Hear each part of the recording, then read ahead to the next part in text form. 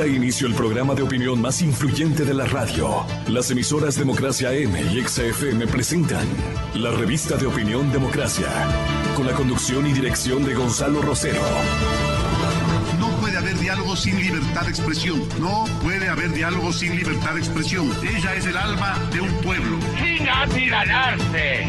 Sin amilanarse. Este Ecuador amazónico, desde siempre y hasta siempre. ¡Viva la patria! Combatiremos la corrupción. La de ahora y la de ayer. Y la que podría venir. La de adentro y la de afuera. La revista de opinión Democracia. Los temas realmente relevantes, analizados con la visión crítica del periodismo libre. Da inicio la revista de opinión Democracia, el programa en el que usted cree. Comenzamos. Gonzalo Rosero, credibilidad incuestionable.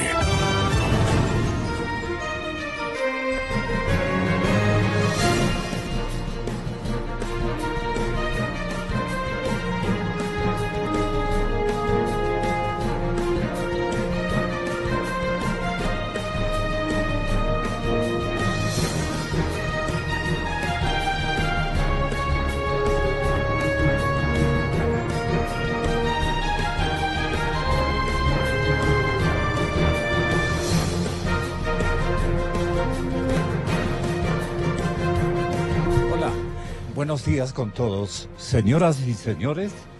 Este es el día, estamos ya para jueves, ¿no? Este es el día, compañeros, buenos días. A todos nuestros amables oyentes, mi saludo singular de afecto, de cariño, aspirando a que todas las cosas se enrumben adecuadamente en cada una de nuestras actividades, de nuestros propósitos, de nuestros negocios y de nuestros emprendimientos.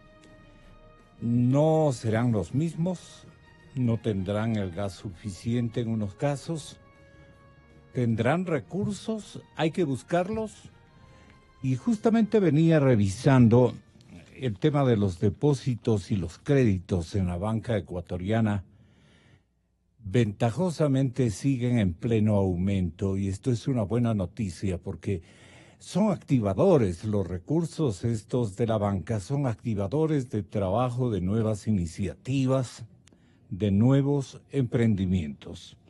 Dicen aquí en la redacción de economía del diario El Telégrafo, que es el periódico un poco oficialista, pese a que debería ser un diario libre y severo en algunas circunstancias de crítica, cuando las acciones gubernamentales se disparen por otros lados no convenientes al interés de la República. Bueno, en este caso la entidad de control, la Superintendencia de Bancos, asegura que la situación actual es producto de la reactivación económica que está operando en el país. Asobanca lo atribuye al fuerte endeudamiento público desde finales del 2016. A puertas de terminar el año ya nos decía que los más recientes indicadores de la banca privada estaban demostrando un desempeño favorable. Sí, para noviembre la cartera bruta cerró con un saldo de 24,000 millones de dólares, nada despreciable, frente al mismo mes en el 2016, que significó un incremento de 4,600, prácticamente 4,700 millones adicionales en créditos. De otro lado, las captaciones, o sea, los depósitos de parte del público, acumularon 27,500 millones de dólares. Es un crecimiento de 2,196 millones con relación al año pasado. Esto en lo económico. En lo político, Correa puede volver a la consulta a la que estamos todos convocados, una especie de reality show. Esto anuncian los cuatro pelagatos, mientras mis invitados están ingresando ya a sus sitios de opinión aquí en la plataforma fundamental de la cadena Democracia. Está ya Wilfrido Lucero, está el señor doctor Stalin Raza, y estamos a la expectativa del arribo. Sí, pero déjenme trabajar, pues. María Paula Romo a los tiempos, qué bueno tenerla acá. Ella está en camino a nuestros estudios. Elección de la vicepresidenta de la República. Bueno, aquí lo que decían los compañeros Pelagatos es que, a manera de pregunta, el retorno que anunció Rafael Correa para este jueves 4 ¿es una mala o es una muy buena, un buen anuncio para el gobierno? Si se sigue la lógica del expresidente, la noticia debiera ser preocupante para Lenín Moreno y su enorme espectro de aliados alrededor de la consulta popular. Correa siempre inventó un enemigo para aceitar su popularidad, ¿no? Le gustó generar una liga de enemigos, de adversarios, para él decir que va a emprender una pelea solitario, solo contra el mundo, solo contra todos.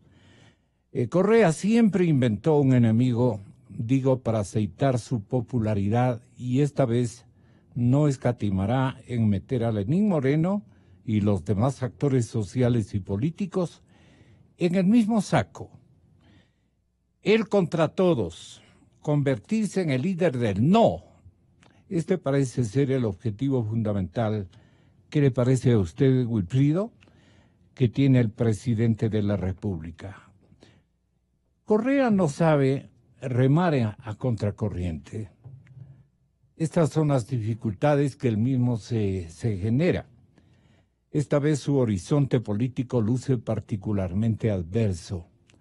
A su desesperación hay que sumar el carácter mitómano que lo caracteriza, porque es imposible que lo suyo sea solo cinismo. Tiene también de lo otro.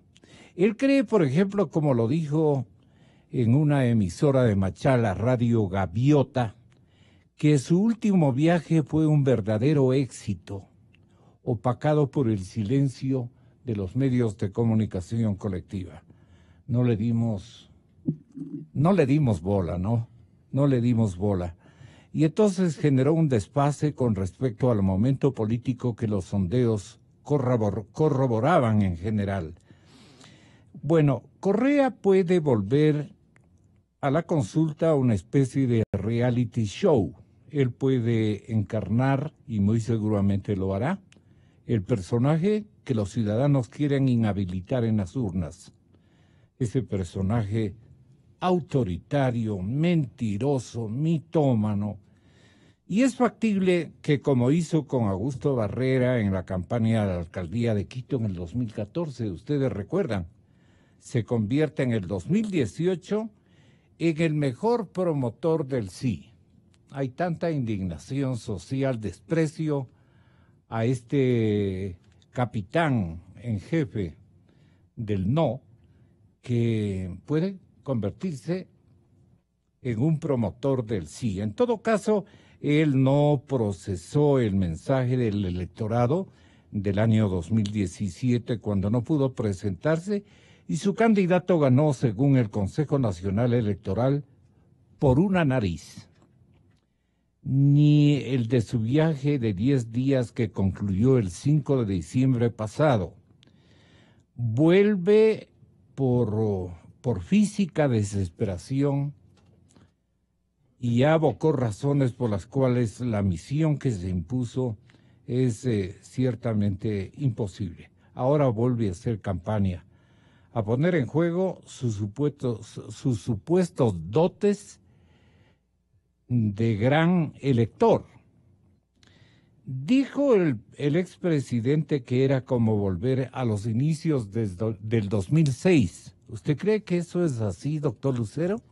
Que el señor expresidente Correa vuelve nuevamente como carne fresca, electoralmente hablando, a cómo expandió su mensaje, alcanzó un nivel de adhesión ciudadana, con una ciudadanía naturalmente que lo vio curiosamente distinto al resto de políticos ecuatorianos, entre ellos su figura, la figura de muchísimos de su generación política que habían fatigado en el 2006 a la colectividad ecuatoriana, hay que decirlo porque eso fue una gran verdad, vino a tierra por cultivarse, pero muy bien preparado ese terreno.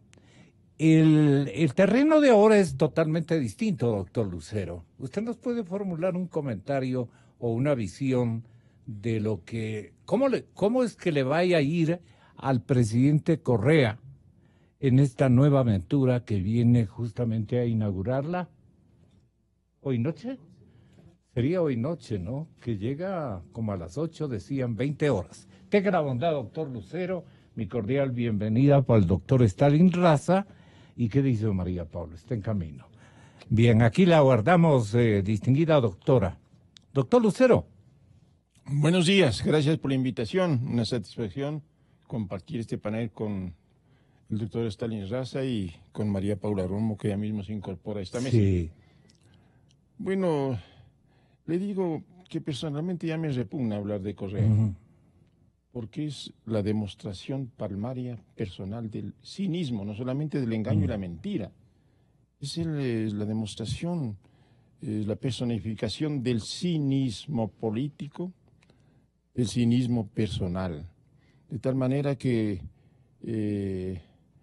lo que diga Correa, para la mayoría de gente honesta y demócrata del Ecuador, no tiene ninguna importancia, ninguna trascendencia, porque está comprobado que este señor, mediante la mentira, repito, el engaño y el cinismo, destruyó al país, destruyó al Ecuador como nadie lo ha hecho durante toda su vida republicana. Este es el presidente más inepto, falso, mentiroso y cínico que ha conocido la historia nacional. Yo quisiera que alguien me diga qué otro presidente ha sido tan nefasto como Correa. Y no revisen las páginas de la historia y no van a encontrar otro presidente de esas características tan negativas para la vida de la República. Espero que los ecuatorianos hayan reflexionado suficientemente, ahora que conocemos la realidad que muchos la sostuvimos desde antes de que termine su mandato, pero la ciudadanía creo que pensaba que eran cuestiones de los opositores, de aquellos de los de siempre, y entonces como que no daba la suficiente credibilidad a todas las advertencias y a todos los datos negativos y nefastos que nosotros habíamos señalado con relación a lo que fue el anterior gobierno durante los 10 años de la década del robo, de la década de la mafia hecha poder, de la década del despilfarro. Pues ahora, por información y por testimonio y por los datos entregados por sus propios compañeros que están en el gobierno, empezando por Lenín Moreno, la gente se ha convencido por fin de que hemos estado gobernados por una mafia dirigida por Rafael Correa.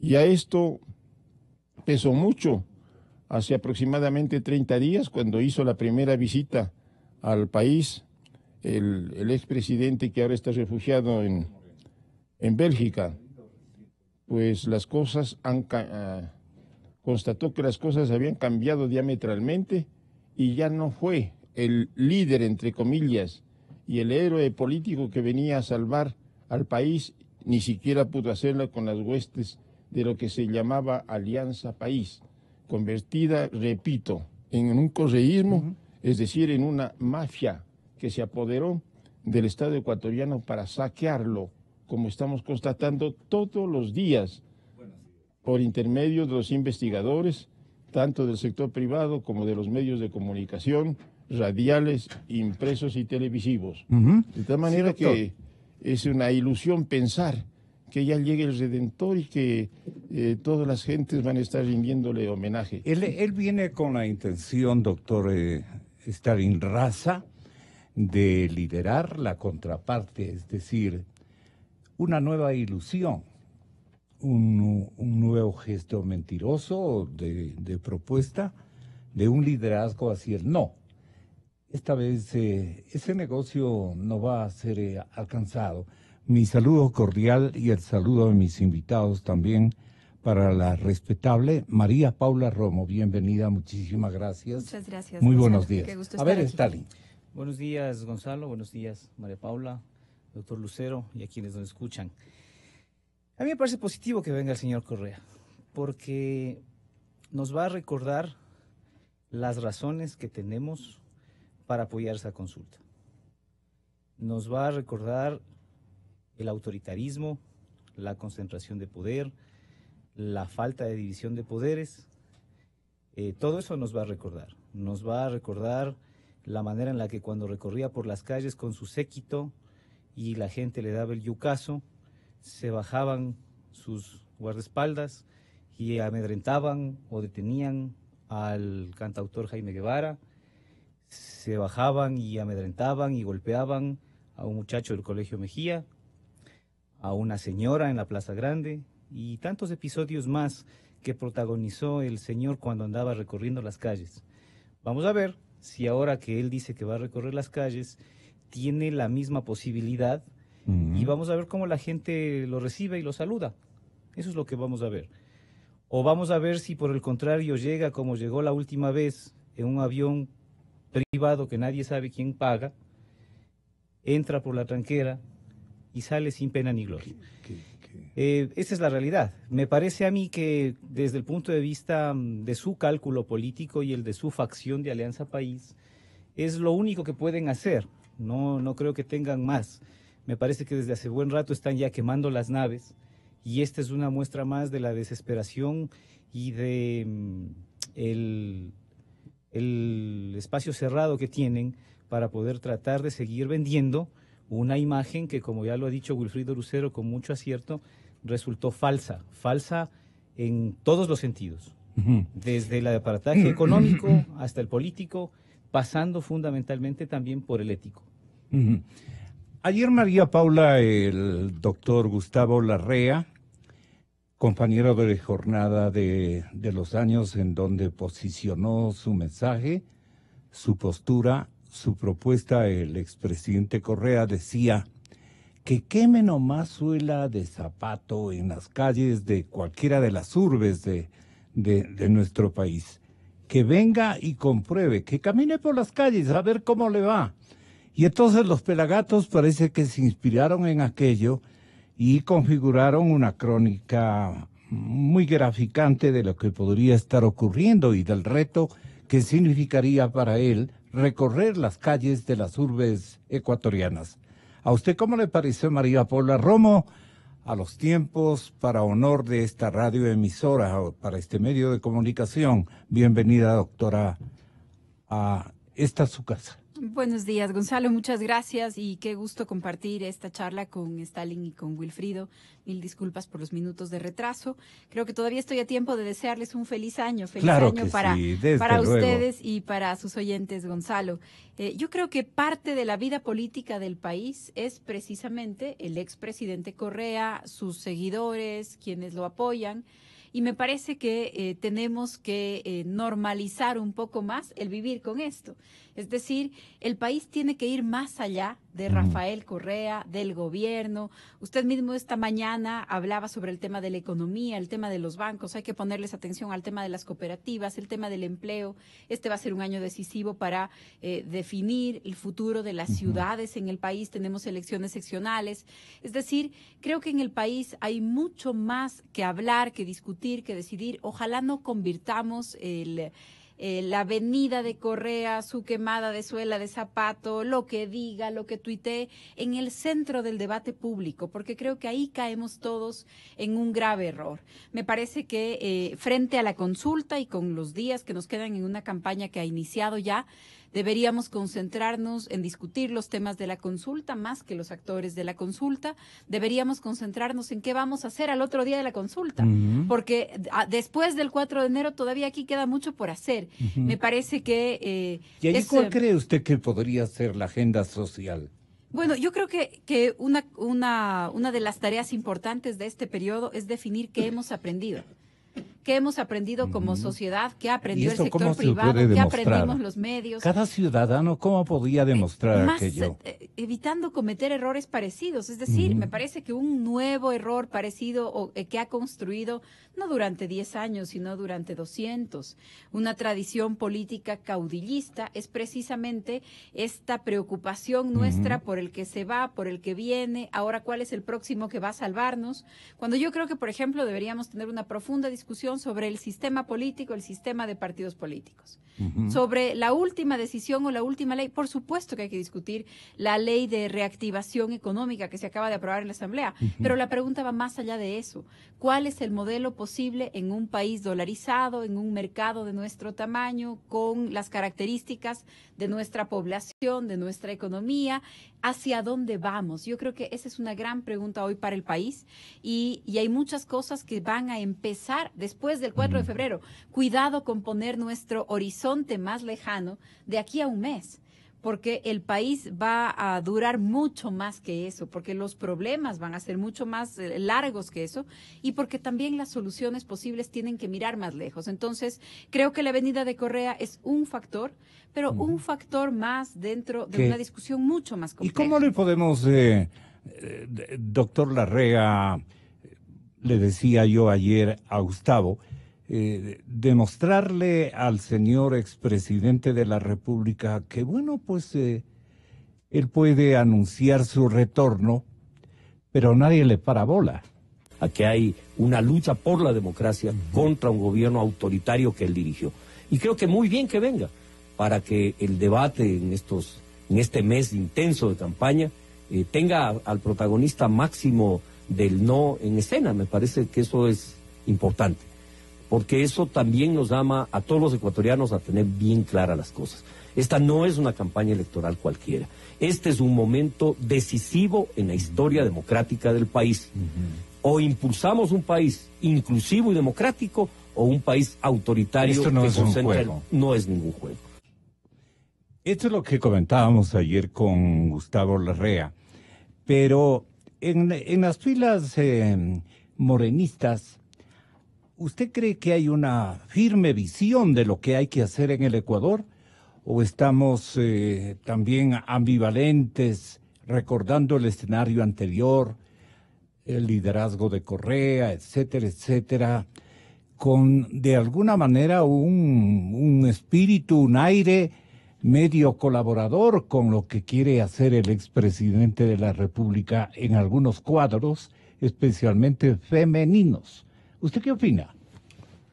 Bueno, hay que entender el problema o los problemas con los cuales Moreno recibió el país. Problemas de una magnitud económica, pero enorme, enorme. A tal punto que a los pocos días de posesionado Lenín Moreno tuvo que decir que era falso, absolutamente falso, que la mesa se encontraba servida. Era todo lo contrario. Habíamos dicho muchos de nosotros que al debacle que significó el manejo, el desacertado manejo de la economía del Ecuador, el despilfarrador manejo de nuestra economía, se sumaba una inmensa deuda de alrededor de 60.000 millones de dólares después de haber gozado, entre comillas, de la bonanza petrolera que jamás se había producido en la historia del país. Entonces, aparte de todos esos problemas de carácter económico, de carácter institucional, unas instituciones gobernadas por un gobierno absolutamente autoritario, por un presidente absolutamente autoritario, que no tenía formación ni convicción democrática, y que había concentrado en sus manos todos los poderes, incluido el poder legislativo. Entonces, y aparte de eso, los problemas internos de esta mafia llamada Alianza País nos estaba gobernando. Entonces, claro, era una tarea inmensa tratar de resolver en poco tiempo todo este cúmulo de problemas. Entonces, bendita la hora que se produjo esta implosión, o sea, de adentro hacia afuera, que fue la única forma para ir descubriendo y desmontando todo esto que había hecho un gravísimo daño al Ecuador. Stalin, ¿a qué viene Correa? ¿Cuál cree usted que es su reality show, como lo prevé, digamos, los analistas del grupo periodístico e investigador de los Cuatro Pelagatos? Viene a protagonizar, dice, un reality show. ¿En qué consistiría ese papel, ese rol de Correa? ¿A qué viene Correa? Bueno, yo creo que viene a actualizar su imagen, porque a él le cuesta muchísimo estar ausente, desde el punto de vista personal. Me parece que no vive tranquilo en el ático, estando ausente de la coyuntura política nacional. Así que viene a darse un baño de imagen, a medir su popularidad. Por supuesto, viene a tratar de aglutinar algunos votos a favor del no, a tratar de mantener también a su grupo, a su facción unida, porque creo que esa facción cada vez está también teniendo fracturas internas profundas.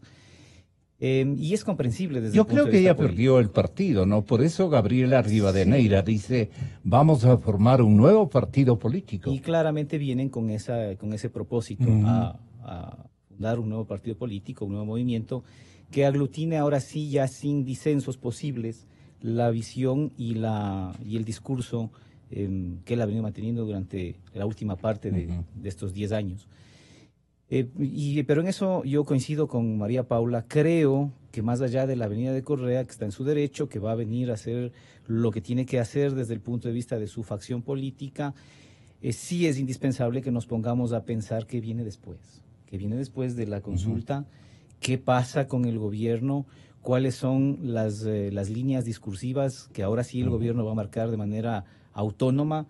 Me parece que la consulta va a ser un momento privilegiado para que el presidente Moreno y su grupo que le apoya se deshagan finalmente, terminen esta transición incómoda, molesta para ellos, y se deshagan de todas las, tanto los personajes como las políticas que les mantenían anclados a ese régimen anterior.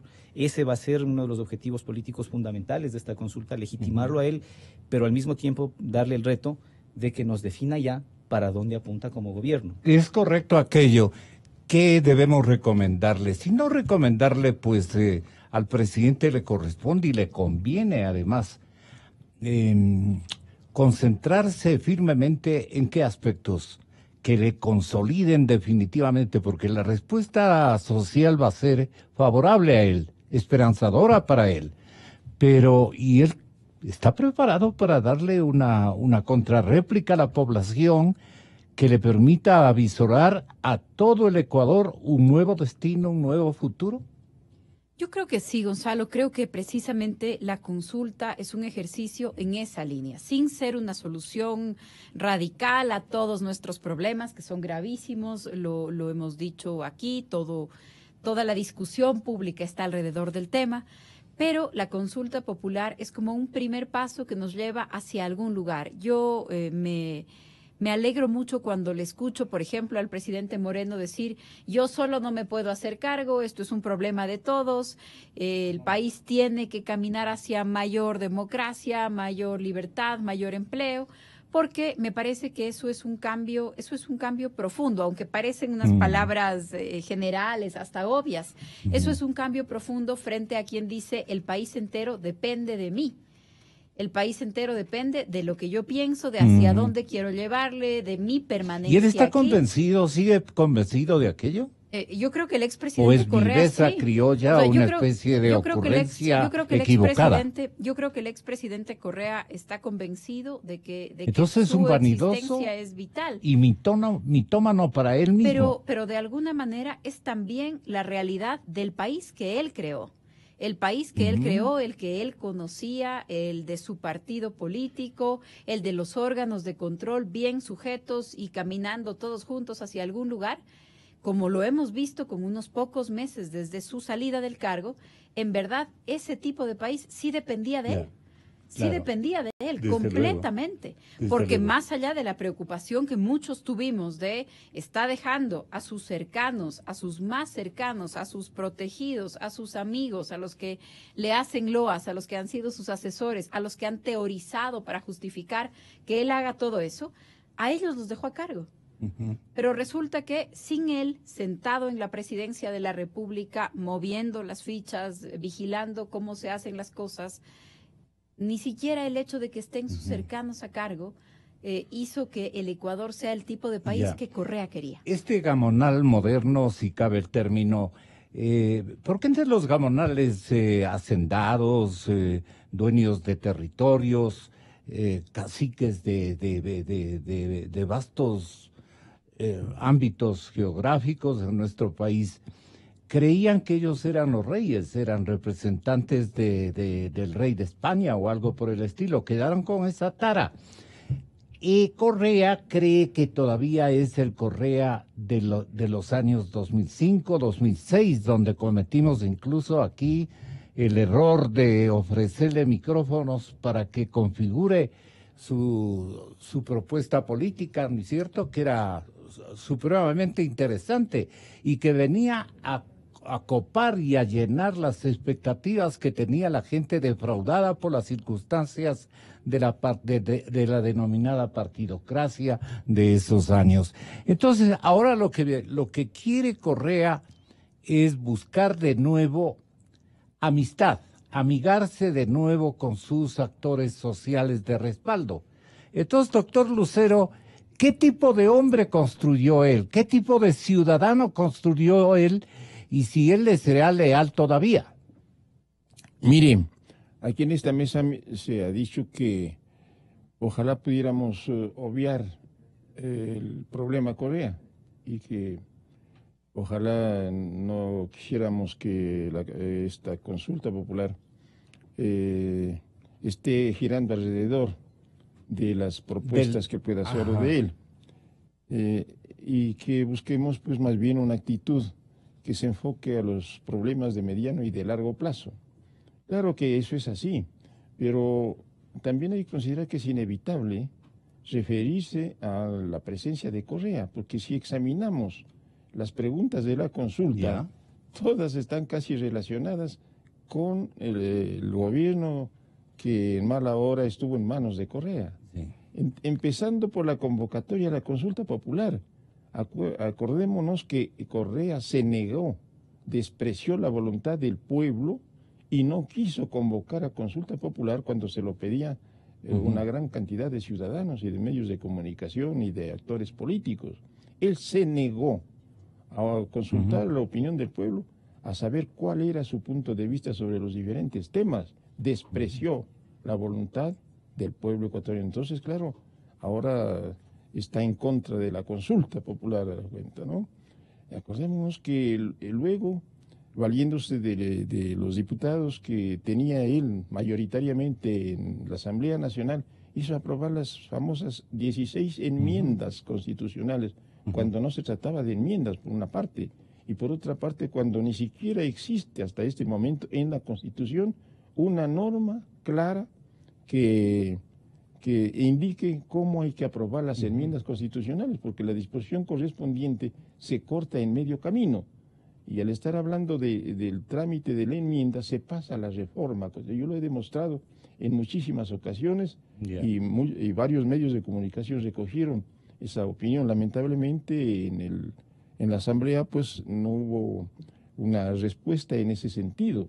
De manera que hasta este momento no existe una norma. Pero el nuevo modelo económico que él propuso al Ecuador y que conquistó, digamos, adherentes a una velocidad impresionante, tenía mucho que contradecir al pasado. Pero entonces era un mandatario que venía con una propuesta que pegó en esos años, pegó en el espectro social. ¿Y de qué manera en la parte económica? ¿Qué modelo ofrecía Rafael Correa en el año 2006? Le pregunto en Guayaquil a Santiago Bucarán. Tenga la bondad, desde el lado académico, explíquenos qué modelo económico le planteaba Santiago Correa al Ecuador escenario que ya no es el de ahora. Tenga la bondad. Buenos días, Gonzalo, y muchas gracias por la invitación. Hay que recordar primero, antes de analizar cuál fue el modelo económico de Correa, que sucedía justamente antes de Correa. Antes de él mismo existía una institucionalidad totalmente quebrada, totalmente débil, y esta institucionalidad débil y quebrada se da porque en gran medida las élites habían cooptado todo lo que es el poder político ecuatoriano. Y por lo tanto, las élites, al tener el poder político de forma directa o de forma indirecta, e incluso haber influenciado para la caída de políticos que eran representantes populares en ese tiempo, que tenían una clara disposición como representación popular, hizo que las personas, hizo que la población tenga una necesidad o busque con desesperación salir de esa situación casi feudal en la cual estábamos viviendo. La solución, no solamente en Ecuador, sino en Venezuela y en otros países, fue optar por este tipo de candidatos que propusieron una alternativa populista que tenía más que nada políticas de reivindicación social, entre comillas, en otras palabras, políticas fiscales y monetarias, para englobarlo en todas las palabras, políticas económicas que caían más que nada o que se enfocaban más que nada en buscar aumentar el bienestar de estas personas que durante varias décadas habían sido olvidadas. El problema estaba en que tenían que de alguna manera evitarse esta captura por las élites, y la solución que toma el votante ecuatoriano, la población, es darle una libertad máxima hacia a estos políticos. ¿En qué sentido? Libertad en lo que son los contrapesos políticos y libertad en lo que es el control político. O sea, se reduce el control y los contrapesos para darle un mayor poder al gobierno de Correa, a estos gobiernos del socialismo del siglo XXI, de tal manera que no puedan ser secuestrados nuevamente por las élites y que puedan hacer acciones que permitan aumentar el bienestar de la población a través de políticas populistas. Repetir ese mensaje ya no es negocio. ¿Cómo? Repetir ese mismo mensaje ya no es negocio frente a la sociedad actual. En ese momento el dinero estaba cayendo del cielo. ¿Algo pasó con la línea? A ver, volvemos a llamarle, se nos cortó. Stalin, aunque usted es un jurista, no obstante, la propuesta en materia económica, o más bien la descripción del modelo, curioso modelo, importante en ofertas, en establecer recambios profundos al Ecuador de esos años, ya no es, digo yo, un ámbito y un negocio que le pueda otorgar las mismas respuestas de parte de la sociedad ecuatoriana en las actuales condiciones. Ahora estamos viendo, o cómo describiría usted al Correa socialmente hablando. ¿Cómo le ve el ciudadano de nuestras urbes urbanas y de nuestros campos ecuatorianos? Mire, Gonzalo, a mí me parece que el modelo del socialismo del siglo XXI, con su componente económico como matriz, se ha desgastado en toda la región, y se ha desgastado por los errores políticos, y se ha desgastado por el exceso de autoritarismo, porque eso ha llevado a que una opción viable, saludable, como es una intervención del Estado en la economía para regular las distorsiones del mercado, incurra en el exceso de absorber la totalidad de la gestión económica de un país. Entonces, me parece que ese nivel de desgaste es el que ha llevado a que el modelo haga crisis, el sistema económico de crisis. Fíjense ustedes el exceso de regulación en el que se incurrió. Hemos pasado, y ese es el dilema del Ecuador, no solamente en lo político, en el caudillismo y el mesianismo, sino también en lo económico, entre los excesos de la falta de regulación que es la que vivimos y la que produjo el feriado bancario, la crisis económica del año 99 y 2000, a un exceso de regulación que asfixió la actividad económica y que hoy día la tiene paralizada la economía del Ecuador. Entonces, ese es el problema de nuestra sociedad ecuatoriana y de nuestra clase dirigencial, que vamos lamentablemente de extremo a extremo y no tenemos la sensibilidad de saber que existen puntos intermedios y que existen matices. Así que eso, sumado al exceso de autoritarismo y a la corrupción, ha hecho que el modelo del socialismo del siglo XXI haga crisis. Y ese modelo del siglo XXI, del socialismo del siglo XXI, ya no sigue siendo políticamente apetecible ni atractivo para la gente. Así que si el mensaje que se trae, el mensaje político que se trae es recuperar ese diseño, yo creo que van a fracasar políticamente. El señor presidente de la República, María Paula, el señor licenciado Lenín Moreno, ha expresado en la sesión de gabinete que Jorge Glass ya no es el segundo mandatario. Ha dicho, concluyó su periodo constitucionalmente determinado por la norma suprema. El Ejecutivo está alistando una terna, decía, misma que va a ser anunciada. Comenzó diciendo, hasta que terminó informándonos María Paula, quienes estarían integrando esta terna. Y la integran en este orden María Alejandra Vicuña, hija de un importante y tradicional dirigente marxista, de orientación marxista, el señor economista Vicuña.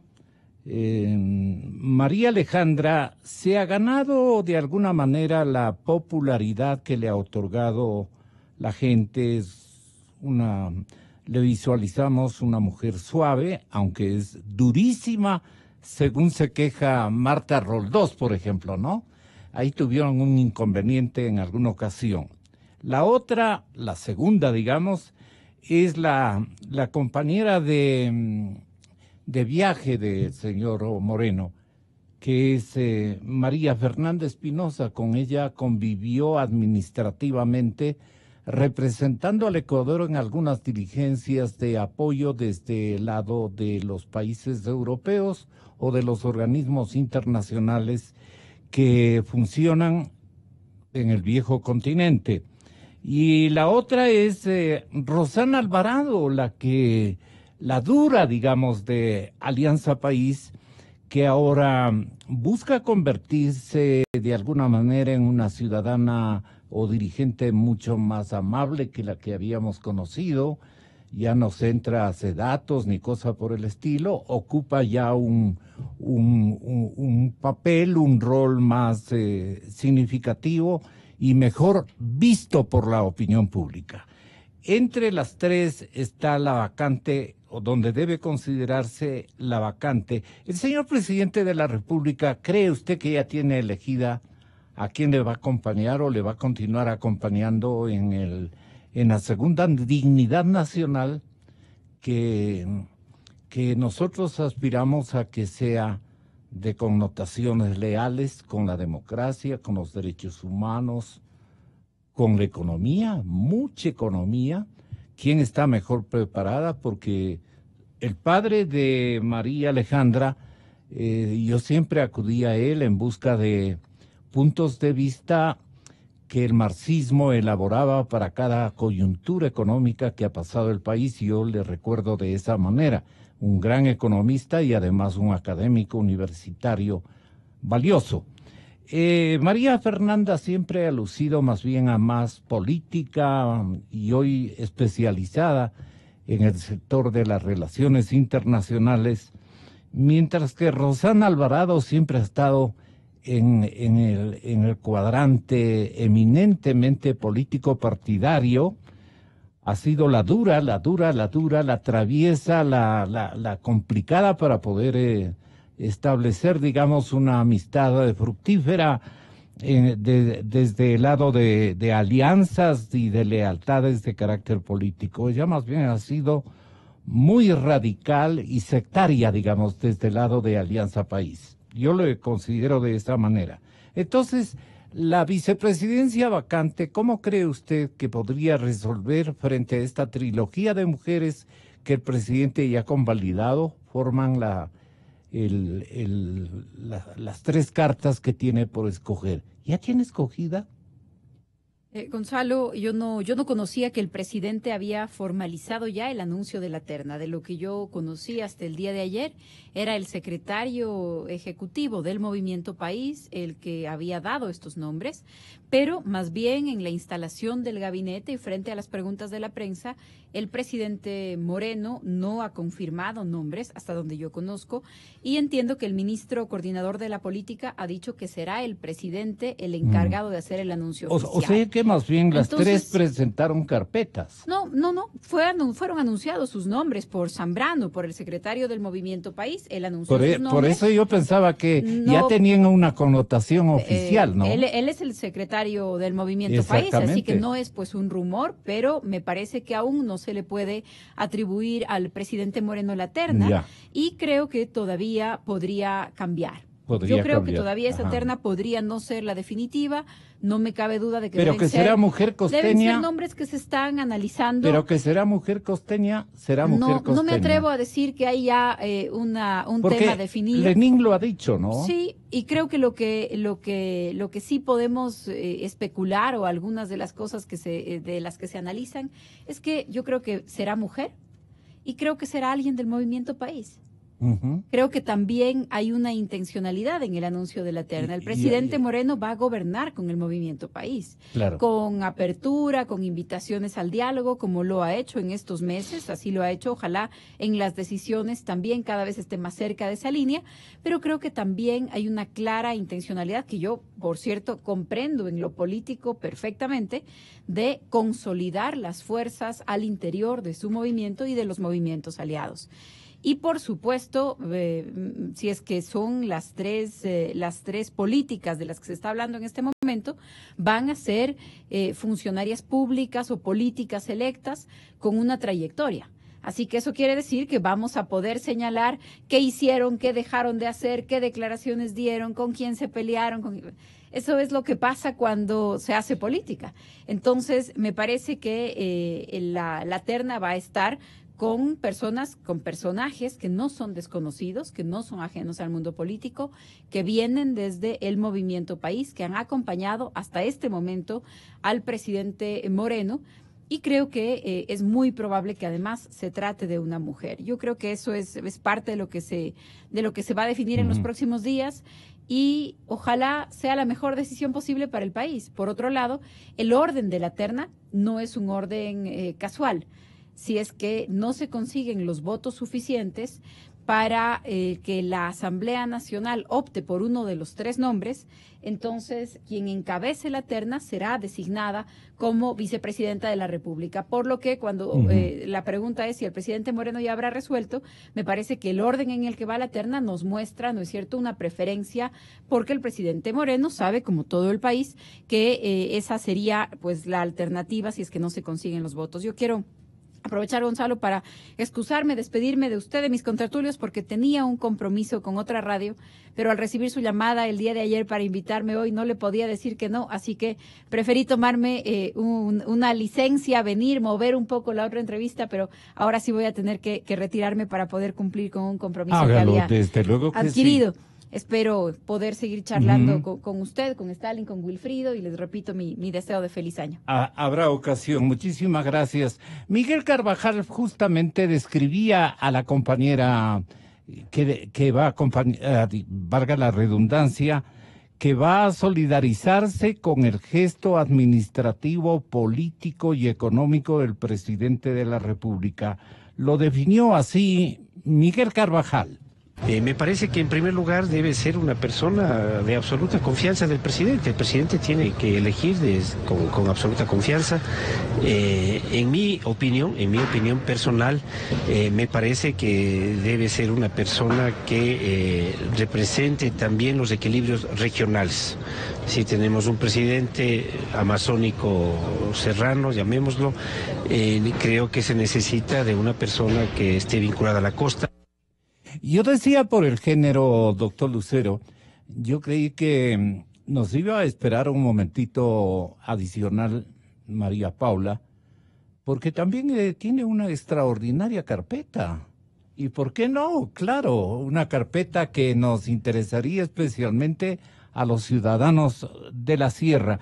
Pero todo hace pensar que Lenín Moreno está por esta mujer costeña, posiblemente guayaquileña. ¿De dónde dice que es Rosana Alvarado? ¿Perdón? Algo como que dijo de otra parte, no precisamente de la ciudad de Cuenca. Pero en todo caso sería costeña, y allí tampoco María Fernanda Espinosa está en ese andarivel de región, ¿no? La única que está como candidata de Guayaquil es la señorita María Alejandra Vicuña, actual vicepresidenta transitoria, designada por el presidente Moreno. Bueno, lo que queríamos nosotros es comentar algunos asuntos de carácter económico con Santiago Bucarán. Ojalá nos pueda Milton devolver la posibilidad de dialogar con él u otro economista. Está en línea telefónica, Santiago, porque la vicepresidenta, perdone usted, doctor Lucero, perdone usted, doctor Raza, la vicepresidenta siempre ha tenido necesidad de connotaciones económicas, de conocimiento económico. Ha sido una compañera vigilante o un compañero, el vicepresidente vigilante de los asuntos administrativos económicos. Antes, incluso en la época de oro de la partidocracia ecuatoriana, durante 3 décadas o 4 décadas, el vicepresidente siempre era un especialista en materia económica, un buen administrador. Este momento también requiere Lenín Moreno, un buen compañero o compañera que maneje bien las riendas económicas del país. Le preguntamos a Santiago Bucarán. Exactamente, Gonzalo. Justamente escuchando todo lo que se había hablado sobre el perfil del próximo vicepresidente o vicepresidenta, el perfil del vicepresidente no debería estar determinado más que por características como el sexo, como la región. Eso en este momento no es para nada relevante. Sí, algunos dirán es relevante desde el punto de vista político, pero por estar inmiscuidos, por estar atrapados en la política, no avanzamos hacia ningún lado.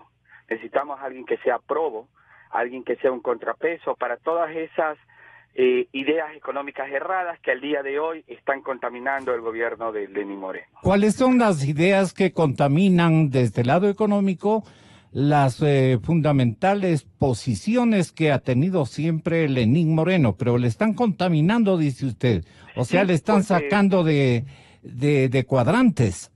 Exactamente, porque el presidente Lenín Moreno conoce exactamente cuál es la situación del país, conoce que tenemos un problema grave de endeudamiento, que este problema grave de endeudamiento se dio por una política fiscal expansiva totalmente irresponsable y por políticas contractivas como aumento de impuestos y aranceles. Entonces él conoce y él ha dicho públicamente que en varias cadenas televisivas, haciendo notar de que él conoce justamente todos estos problemas. Pero sin embargo, cuando miramos las acciones que toma el Ministerio de Finanzas, el Ministro de Finanzas y de Economía, el Ministro de la Torre y todo su equipo, mantiene la misma línea del correísmo.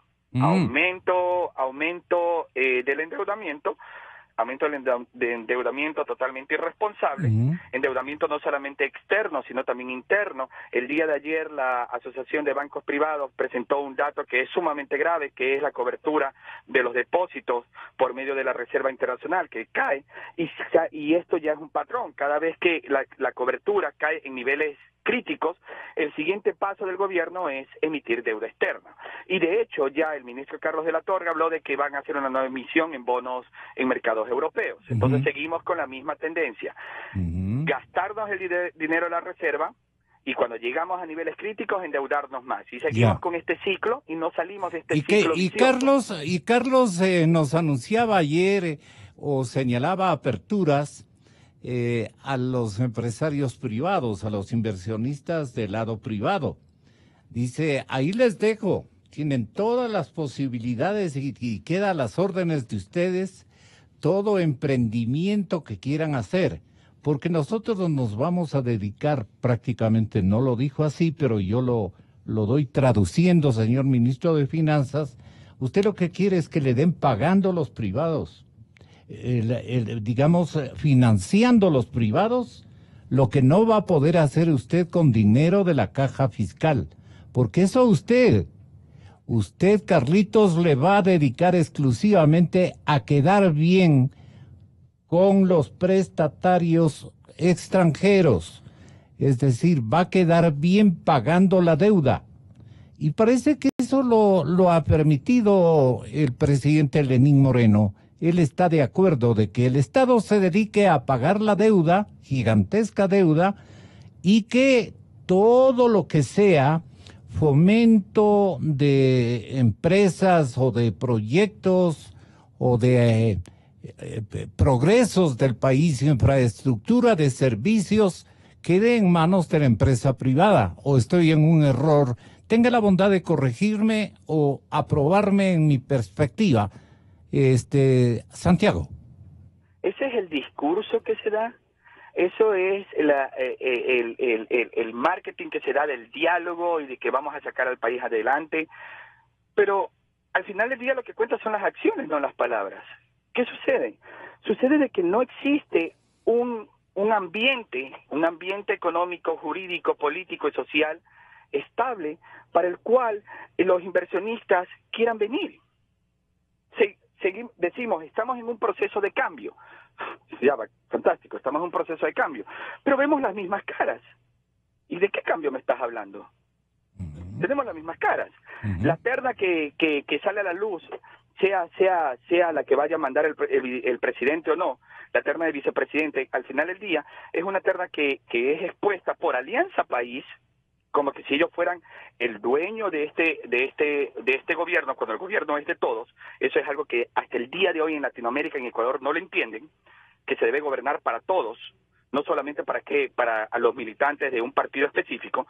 Mandan esa terna como dueños de gobierno, dicen, estos son las tres candidatas. Las tres candidatas son, tenemos una de las sumisas, voy a ser claro, una de las sumisas. Tenemos a otra candidata que hasta Marta Bucarán le puede decir que violó sus derechos humanos al espiarla, y tenemos otra que ha tenido una participación afuera, participación como representante internacional del país, totalmente lamentable. Y las tres eran militantes, eran representantes de Alianza País a muerte. O sea, son las que se arrodillaban ante Correa. Y me van a decir inversionista, somos un nuevo país, tenemos una nueva visión. Pero el inversionista no es bobo. Si veo las mismas caras, ¿de qué nuevo país me hablas? Por lo menos, mándame una señal de que las cosas están cambiando, poniéndome un vicepresidente que cumpla las siguientes condiciones. Primero, que no sea parte de la rosca. Y cuando digo parte de la rosca, no solamente parte del gobierno antiguo de Correa, sino también de aquellos habilitadores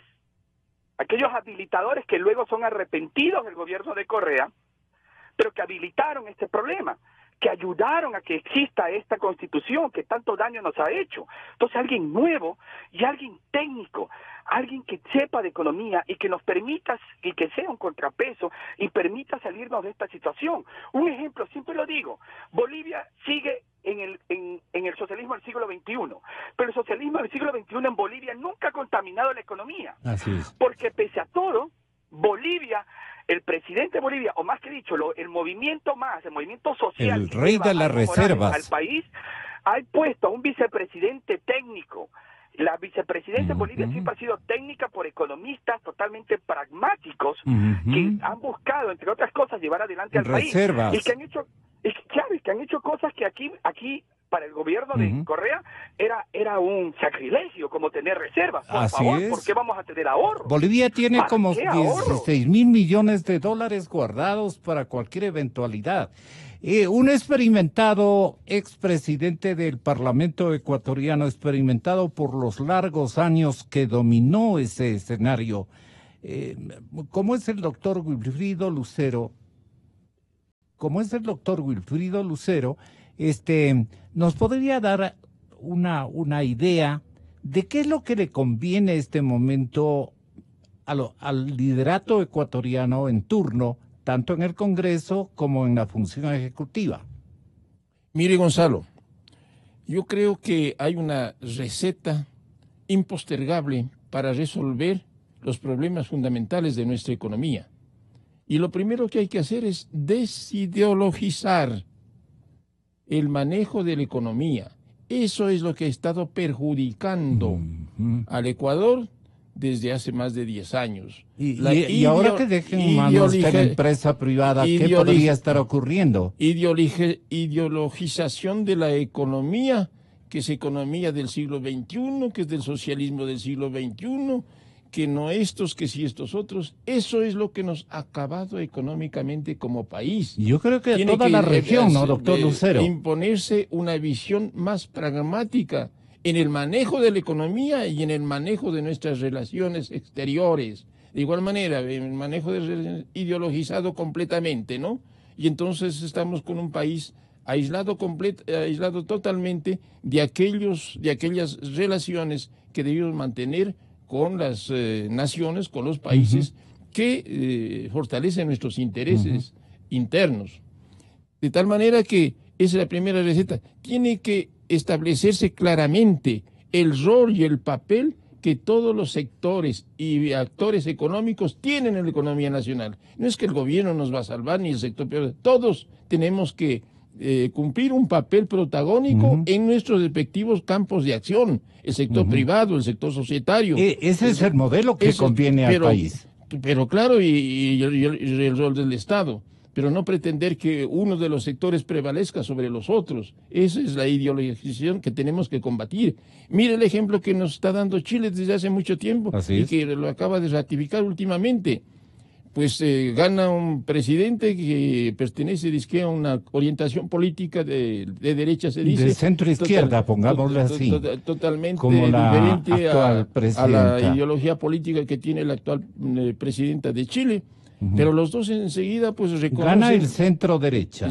Reconocen la victoria del triunfador. Lo mismo lo hace el candidato que fue perdedor en las elecciones. Piñera. Y se visitan al segundo día para intercambiar criterios, sobre todo en el manejo económico. Y darle continuidad a la coherencia entonces, claro, tiene Chile una fortaleza envidiable porque ha sido capaz de entender que no hay que ideologizar el manejo de la economía. Aquí, en cambio, pues que los banqueros, que los empresarios tienen que ser aislados, que el Estado tiene que ser el papá de todo. Eso es lo que nos ha acabado. Ahora, doctor Raza, yo le quiero preguntar por este otro ángulo finalmente. ¿Quiere decir que porque les exculpamos con el descuido, les exculpamos... seguramente con la desatención, no exigimos rendición de cuentas, permitimos el retorno de los mismos cuadros que han perpetrado latrocinios terribles en el Ecuador? Es decir, no pedimos cuentas de la corrupción y le mandamos al señor Glass como castigo el hecho de que, bueno, pues que queda descalificado, queda censurado como para que siga ocupando las funciones de vicepresidente de la República. y ahí muere. Le fregamos al señor Glass. Vaya y gástese el dinero con su socio en lo que ustedes crean conveniente. Guarden en la banca internacional donde ustedes crean conveniente todo lo que se han sustraído de la caja fiscal en los negocios de contratación pública, etcétera, etcétera. Están quejándose y hay una queja, una denuncia terrible este momento respecto a lo que han hecho en crecimiento de precios, tenemos nosotros ya mismo un reporte en ese sentido. Mire usted, doctor Raza, entonces, ¿no va el juicio político al señor ex vicepresidente de la República? Porque ya está fuera del cargo, ya con eso es más que suficiente. ¿Usted cree que es justo aquello? No, Gonzalo. Por fin voy a poder hablar de algo que sí es mi ámbito. A ver, el señor Glass no es más vicepresidente de la República. Eso es un hecho. Él ha cesado en su cargo por el abandono definitivo en el que ha incurrido. Ahora, de eso no se sigue que el juicio político tenga que suspenderse o que se haya terminado. El juicio político debe continuar porque empezó cuando el señor Glass era todavía vicepresidente de la República. No porque se pueda o no se pueda enjuiciar a un vicepresidente de la República hasta un año después, lo cual ha suscitado algún debate de orden constitucional. Mi posición es que el vicepresidente y el presidente de la República también pueden ser procesados políticamente aún un año después de haber terminado sus funciones. Sin embargo, no es por esa razón que debe continuar el juicio político al señor Glass. Es porque empezó un juicio político cuando él era vicepresidente de la República y tiene avanzado un trámite en el que ha pasado un dictamen de admisibilidad de la Corte Constitucional, ha pasado el CAL y ha pasado por un pronunciamiento de la Comisión de Fiscalización que ha convocado para que se presenten las pruebas. Y debe concluir con la sesión del Pleno en donde se va a hacer o se va a presentar la moción de censura. Y a él, al señor Glass, se le va a permitir que presente sus descargos y que presente su derecho a la defensa en esa sesión. ¿Qué es lo que ocurrirá? Los asambleístas proponentes del juicio político deberán plantear la moción de censura y tendrá que votarse esa moción de censura. Lo único que no podrá pasar es que exista una destitución como efecto administrativo de la censura política, porque ya no se le puede destituir al señor Glass, que ya no es vicepresidente de la República, pero sí se le puede censurar políticamente. Es más, los asambleístas, y esto me llama profundamente la atención, escuchar que existan algunos asambleístas que estén expresamente renunciando a su obligación fiscalizadora. Los asambleístas deberían reivindicar esa tarea fiscalizadora y decir, sin perjuicio de que el señor Glass ya no es vicepresidente de la República, este juicio político que ha iniciado debe concluir. ¿Cómo? Con la sesión del Pleno donde se presente la moción de censura y donde se presenten los interpelantes y se le escuche a la defensa o al mismo señor Glass en su comparecencia. Entonces debe continuar el proceso de enjuiciamiento político. Inevitablemente. Inevitablemente. Además, porque es una necesidad histórica y es una necesidad de la propia función legislativa para reivindicar la tarea en la que ha estado morosa durante una década. Doctor Raza, el riesgo, doctor Lucero, es que le pueda la mayoría cameral, en vista de que ha dado la explicación correspondiente el vicepresidente de la República, le pueda reposicionar en su condición de tal. Porque ayer incluso la sinvergüencería es grotesca, ¿no? El propio abogado del señor Glass decía que él sigue siendo el vicepresidente de la República. Dice, no ha habido una determinación legal y constitucional sobre esa materia. Entonces, sí lo oyeron ustedes. Doctor Lucero. Sí. Mire, Quisiera concluir la parte de la economía. No, pero esta partecita para no perder coherencia. Sí. ¿A usted le parece que tiene razón de que sigue siendo vicepresidente de la República? El abogado del ex vicepresidente de la República ha dicho tantas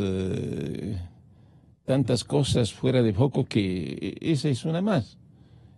No es que el presidente Lenín Moreno lo ha privado del cargo de vicepresidente de la República. Es la Constitución de la República la que dispone que la ausencia por más de 3 meses en el desempeño de su cargo produce ya una ausencia definitiva y la pérdida de la pensión. De acuerdo, doctor Raza. Entonces es la Constitución. Lo que ha hecho el presidente Lenín Moreno es simplemente recordarnos que existe esa norma y que en virtud de esa disposición constitucional el vicepresidente ha dejado de ser Stalin tal. dice que no obstante debería continuar el enjuiciamiento político para conocer qué explicaciones tienen estos abusivos. Son puntos de vista ya muy discutibles si debe continuar o no debe continuar el juicio político al ex vicepresidente de la República, porque la Constitución pues, nos habla de enjuiciamiento político al vicepresidente de la República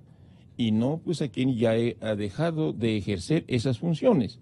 En todo caso, lo que queda evidenciado una vez más, y hasta en ridículo, es la falta de cumplimiento oportuno de la legislatura en una de sus tareas más importantes, como es la tarea fiscalizadora. Sostenemos muchos que a lo mejor innumerables casos de corrupción se hubieran evitado si es que los organismos de control, entre ellos la legislatura, hubiera cumplido. Dice a la Cámara, siempre y cuando haya un reconocimiento de que él sigue siendo el vicepresidente de la República, dice el señor defensor de Glass. El vicepresidente va a acudir personalmente a la Comisión de Fiscalización y posteriormente al Pleno de la Asamblea Nacional, pero en calidad de vicepresidente constitucional de la República, electo por mayoría de votos el 2 de abril, y no en otra posición, porque él no ha cesado en sus funciones. ¿Qué le parece a usted, doctor Raza? Sí, yo coincido con el doctor Lucero. El abogado del ex vicepresidente de la República dice cualquier cosa. Ya no nos llama la atención, nos tiene acostumbrados a este tipo de dislates. Dislate. Sí, totalmente. Es un dislate. O sea, no puede calificarse de otra manera. Yo alguna vez califiqué la defensa que él hace como tragicómica y hoy me ratifico en aquello. Incluso uno puede entender que tenga que hacer una defensa y tener posiciones a favor de su defendido. Pero lo que no puede hacer es afirmaciones que no tienen ningún sentido, que son dislates. O sea, independientemente de que le guste o no le guste al señor Glass y a su abogado defensor, han transcurrido los 90 días, la Constitución dice, después de eso, ausencia definitiva, cesó el señor en la vicepresidencia. Y tiene que ir a responder en el juicio político por lo que hizo cuando era vicepresidente. Recordemos que esto pasa todos los días. En los casos de fuero, por ejemplo, no le facilita... cuando se juzga, solo concluyo la idea con esto, Gonzalo, cuando se juzga a una persona, aunque deje el cargo, se le juzga por los hechos y los actos que ha cometido en el ejercicio de su cargo. Y el juicio político no es una excepción a eso. Al contrario, el juicio político tiene que tener una amplitud mucho mayor porque lo que se está juzgando es la responsabilidad política, independientemente de que el señor ya haya dejado sus funciones. Y en esto, el artículo 129 de la Constitución, 131 de la Constitución, establecen también lo mismo. Clarito dice, los funcionarios podrán ser juzgados aún después de un año de haber cesado en el cargo. ¿De quiénes está hablando? De los funcionarios que no son presidente y vicepresidente de la República. Sí, es verdad. ¿Se aplica al presidente y al vicepresidente de la República? También se aplica. ¿Por qué? Porque dice, y los demás funcionarios que la Constitución establezca que son sujetos de juicio político. ¿Quiénes son esos demás funcionarios? Presidente y vicepresidente de la República. ¿Se puede juzgarle hasta después de un año? Sí. Pero esto no le facilita, doctor Lucero, al señor fiscal, al fiscal Vaca, el hecho de que baje el acelerador, digamos, baje el acelerador de lo que a él le corresponde también optar y conseguir sanción para estos que han defraudado al país y se han robado los dineros públicos. Porque de lo contrario dicen, no, esto se convierte en asunto político, yo voy y me defiendo en el Parlamento, quieren hacer esa tragicomedia de que es un tipo que, me refiero a Glass, un tipo que ha sido estropeado desde el lado eminentemente político, ofendido en su honra, en su dignidad, cuando hay pruebas fehacientes de todo lo que se ejecutó durante esos años tan terribles, de un robo que cosas de $600 millones se pagaron 5.600 millones. Es decir, decía, y va a venir a denunciar el asambleísta Castañer en contados instantes en esta emisora.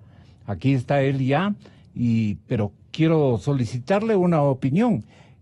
¿Vale la parte política, el enjuiciamiento político, o corresponde que exijamos todos los ecuatorianos a la justicia, que determine las responsabilidades y disponga lo que dispone la Constitución y la ley penal, el código único y tan grande libro donde hay disposiciones para que podamos nosotros incluso recabar? Necesitamos que nos devuelvan ese dinero robado, doctor Lucero. Bueno, hay que tener muy claro que el juicio político es totalmente distinto y diferente del juicio penal. Pero va a servir como un elemento disimulatorio. No, pues es que eso hay que evitar justamente, pues no hay que confundir ni como elemento disimulatorio ni como elemento de ninguna naturaleza para que lo uno influya en lo que tiene que hacer el otro. Cada cual en su lo que se ha notado es, y eso es un avance también, ya es una descorreización de la justicia.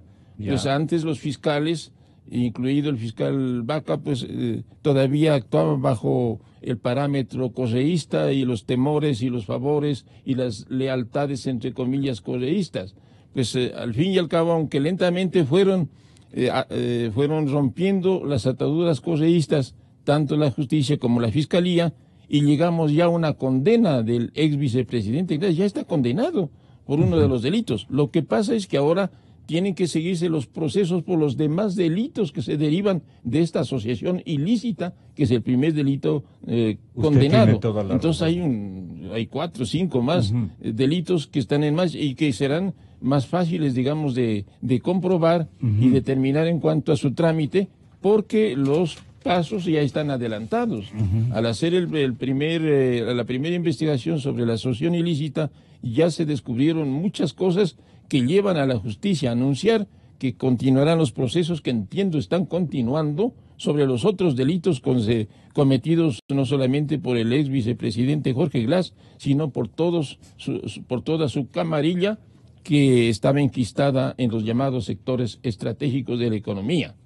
Por esa razón, es de esperar que la justicia continúe al margen de lo que sucede o no sucede en la Asamblea con el juicio político, continúe con su trabajo. No tiene por qué suspenderlo y no tiene por qué a mí me duele profundamente obligarnos a los ecuatorianos a estar presionando cada rato, ¿no? Doctor Lucero, doctor Raza, es el hecho de que para el ministro Carlos de la Torre las cosas ya están definidas, ya pasaron.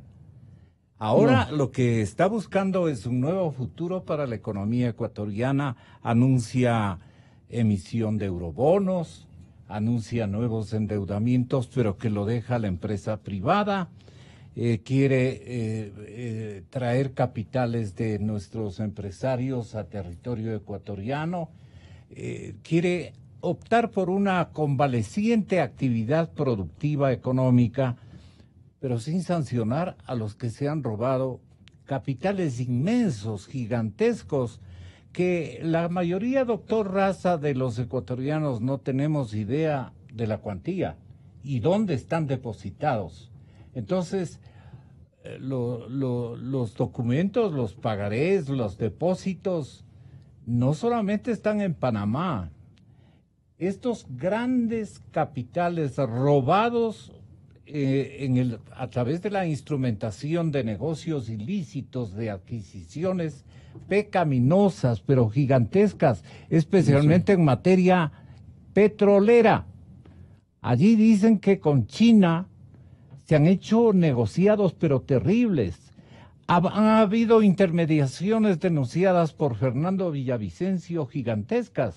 ¿Y esto dónde queda? Dice la población. Nuevamente vamos a perdonar y a echarnos al olvido.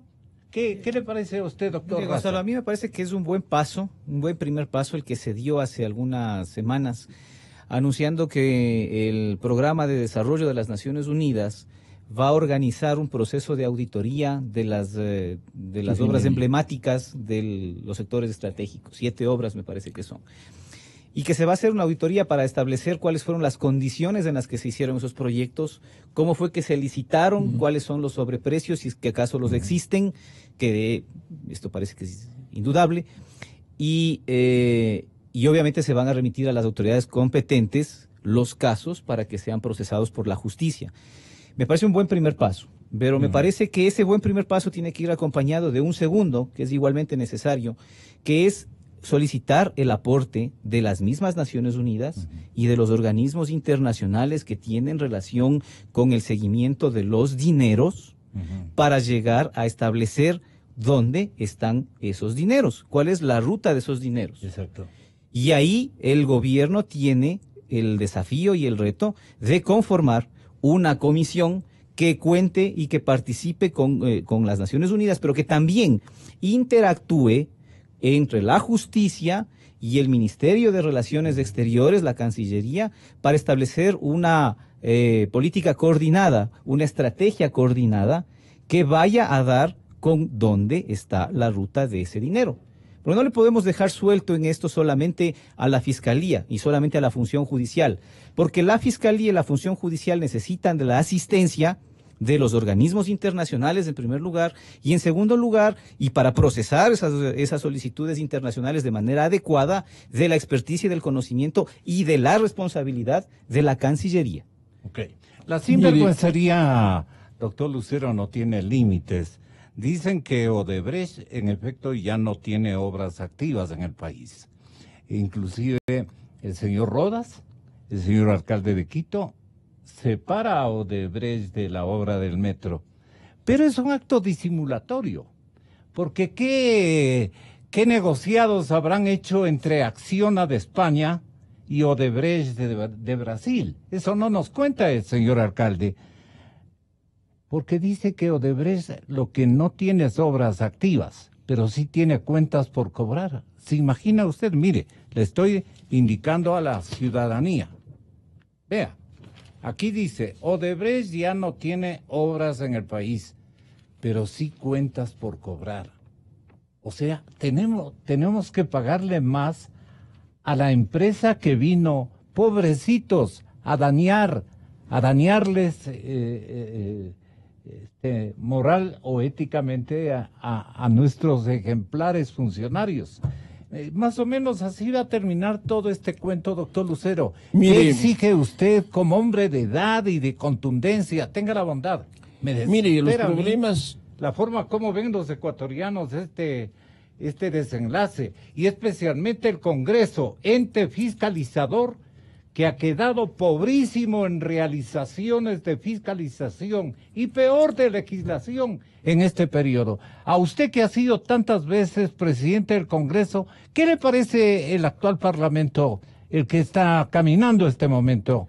Mire, quisiera empezar diciendo que la situación del país y la gravedad y profundidad de sus problemas, en mi concepto, le obligarían políticamente, moralmente, al presidente Lenín Moreno para que inmediatamente determinada la consulta, en donde esperamos los ecuatorianos demócratas haya un triunfo contundente del sí, a propiciar un gobierno de unidad y de concertación nacional. Los problemas de la economía, por ejemplo, no los resuelve solamente el economista de la Torre, ni algún otro asesor que tenga a su lado. No. Aquello no debe permitir al presidente de la República. Claro. Él tiene que liberar, digamos, es necesario este reclamo hacer social, ¿no? Un gran equipo y con los mejores ecuatorianos, al margen de la ideología que cada uno de ellos Este señor nos tenga, está, como dicen los costeños, pues no, nos está mamando gallo. Para que pueda entonces sí reactivarse la economía con la participación de todos los sectores económicos. Si no, no hay forma, pues. ¿Por qué no le invita, señor? No hay forma de que podamos avisorar a corto plazo mejores días en el campo económico, y de la ocupación y del trabajo. Hay tanta gente ahora clamando por un trabajo, aunque sea temporal, y no lo encuentra. Sí, hay eso mucha me consta porque desocupación. hay mucha gente que me visita con total frecuencia en mi oficina para ver si podemos hacer algo por conseguirle algún empleo. Eso es lo que tendría, esa es la propuesta que haríamos los ecuatorianos, de que el gobierno resuelva, después de la consulta, que estamos ya prácticamente a un mes, hacer un gobierno de concertación y de unidad nacional. Vayan escuchando ustedes, distinguidos invitados, lo que va a denunciar Homero Castañer. Es un asambleísta valiente que tiene la documentación respecto a un sinnúmero de negociados que se han perpetrado en la etapa del robo correísta. Va a estar también por línea telefónica desde Guayaquil, ahora sí, el economista Walter Spurrier, y va a estar con nosotros el señor presidente de la Comisión Anticorrupción, Jorge Rodríguez. La ruta del dinero, la vuelta del dinero.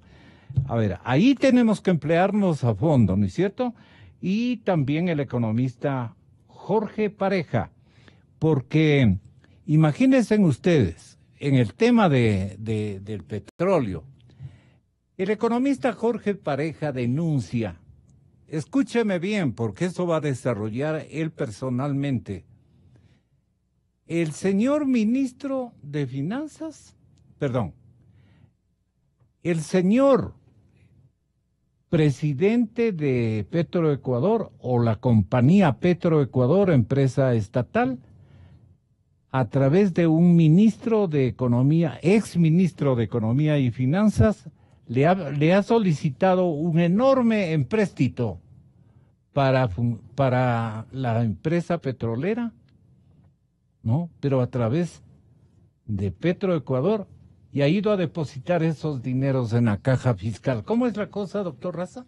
Sí, bueno, yo no conozco a profundidad el tema pero sí quería referirme a este asunto de Odebrecht que usted hacía alusión, Gonzalo. Mire, sí tienen cuentas por cobrar Odebrecht en el país. Y lo curioso de esto es que Odebrecht no está siendo procesada como persona jurídica en ninguno de los casos que están abiertos hasta ahora. Es más, se le pretende procesar por la defraudación tributaria, nada más. Pero si lo que se busca es la reparación integral, precisamente para ir a ver qué pasa con estas platas que el Ecuador le debe a Odebrecht, hay un pendiente ahí de la Fiscalía en el procesamiento de Odebrecht en tanto persona jurídica. Y por el contrario, lo que hemos visto es que más bien a sus personeros, en el caso de asociación ilícita, la Fiscalía se abstuvo de acusarlos. Entonces hay que tener un ojo avisor en eso. Mucho cuidado. Odebrecht debería estar procesada como persona jurídica. Buscando la verdad. Gonzalo Rosero.